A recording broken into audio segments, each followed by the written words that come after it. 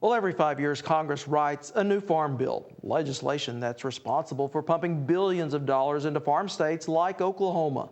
Money that covers everything from food stamps to farm subsidies. And while just a fraction of the total cost of the farm bill, it is the farm subsidies that many in the developing world believe are keeping world commodity prices artificially low.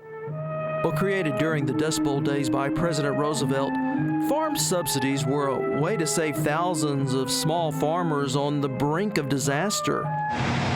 Since then, tens of billions of dollars has flowed into farm country to control commodity prices while also helping farmers through the lean times. What we need to keep in mind is farm subsidies were originally established to ensure a domestic food supply for the United States, and that's why they're there today. Less than 2% of Americans are now involved in production agriculture, yet farmers remain a powerful force in our nation's capital. When the White House proposed lowering farm payment caps by 1/3 for the new budget, farm groups rallied, and the proposal never got off the ground.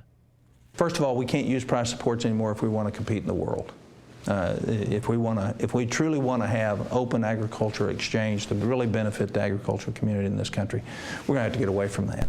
Most of our agricultural groups, or farmers, are undercapitalized. So why do we have price supports? Because they can't make it through the normal changes in the market. Most farmers I talk to would much rather have a market system where they didn't have to depend on anything from the federal government. But we live in a global world, so we've got to have either a good trading system or we have something that allows them to compete. Competition increasingly complicated by a global economy. Worldwide, no industry is more regulated and manipulated than food.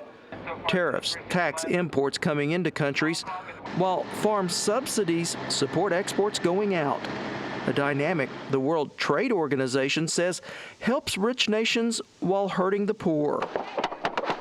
In West Africa, cotton is vital to their local economy.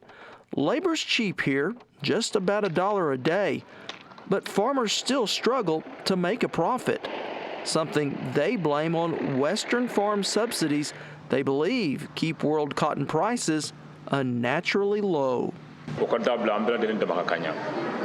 What we want is to stop subsidies.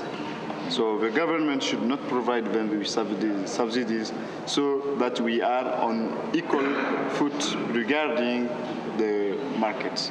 Unlike in the U.S., farmers here receive no help from the government. To survive, they grow food crops for their family and cotton for cash, earning in a good year only about $300. The world markets shape and hurt all of us. Back in Oklahoma, Matt Muller is preparing to plant another cotton crop. In Oklahoma, it's cotton farmers that receive some of the largest farm subsidies, amounts Muller believes can be misleading. The subsidies we receive are basically passed on throughout the economy. So we can go buy John Deere tractors so that the guy who made the John Deere tractor making union wages can keep his job, so that we can buy our chemicals that keep Monsanto and the investors in Monsanto and those companies involved. We basically take that money and put it back out in the economy. And if the legs out from under agriculture, if we don't have a safety net to operate with, and therefore we can't stay in business, there's going to be a lot of the American industry and business that's going to take a hit as well, because we add tremendously to manufacturing jobs and support jobs. Well, if USDA projections are right, the actual cost of farm subsidies could decrease dramatically in the coming decade.